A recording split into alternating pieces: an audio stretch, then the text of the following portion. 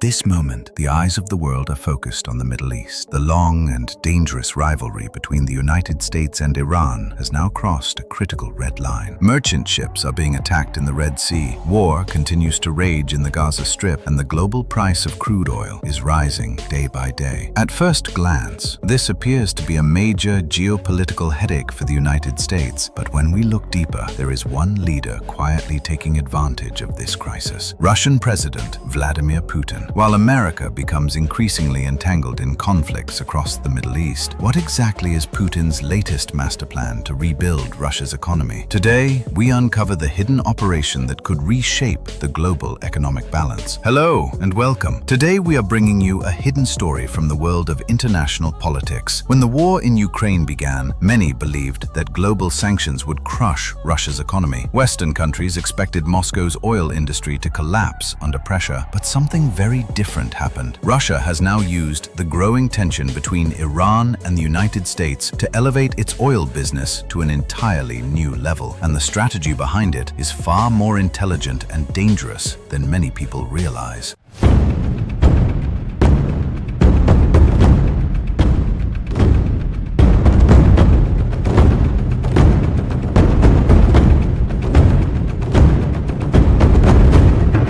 The story begins in the Red Sea. About 12% of global trade normally passes through the Suez Canal, but today, attacks by Yemen's Houthi rebels have forced many of the world's largest shipping companies to abandon this route. Instead, they are taking the much longer path around Africa. The question many analysts are asking is simple: who is supplying the Houthis with advanced weapons and drone technology? The answer is Iran. Through a carefully designed proxy war, Iran is placing enormous pressure on the United States. American forces are now firing missiles worth millions of dollars to destroy drones that cost only thousands. This imbalance creates economic pressure and slowly drains military resources. While instability grows in the Middle East, one key global market reacts immediately: the price of crude oil. Nearly 30% of the world's crude oil supply originates from the Middle East, and Iran holds influence over one of the most important energy choke points on Earth, the Strait of Hormuz. Every day,